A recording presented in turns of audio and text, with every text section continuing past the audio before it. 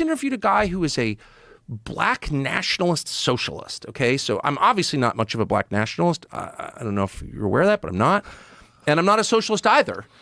But this guy is facing prison time under the Biden DOJ because he said things they don't like about foreign policy. And I just interviewed the guy for an hour, and it was like, because on principle, you should be able to say what you think, period. What is this gentleman's name? He was actually it turns out I loved him. And I'm embarrassed. I can't. He's a member of a pretty small black nationalist socialist group. It's like the Revolutionary Black Nationalists or something like that. They're out of Southwest Florida.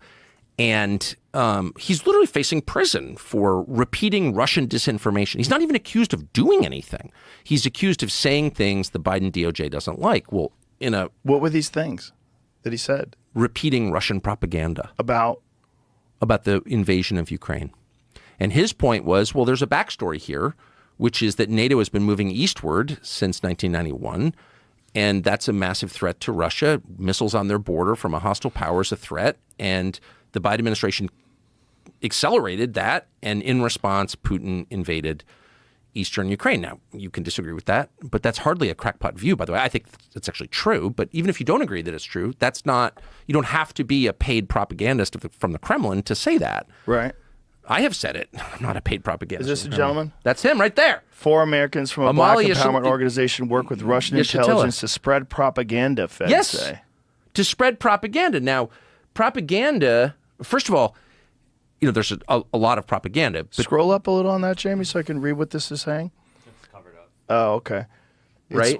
So that guy is guy right there. Okay, subscribe real quick. Yeah, the People's Democratic Uhuru movement in St. Petersburg. So he spoke with someone in Russia. They spoke with people in Russia, and then he's not. No. He is being. He's charged with felonies. The FBI raided his house. The first thing they did was cover up the security cameras, and they went in there and arrested. They got raided by the FBI. Okay. Russia's Foreign Intelligence Service allegedly weaponized our First Amendment rights, freedoms Russianized citizens, to divide Americans and interfere elections in the U.S., says Assistant Attorney General Matthew Olson. Now, first of all, weaponized our First Amendment rights? No.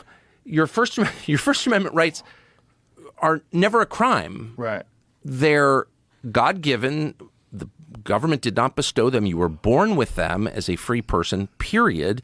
And the First Amendment simply says you can't interfere with their exercise.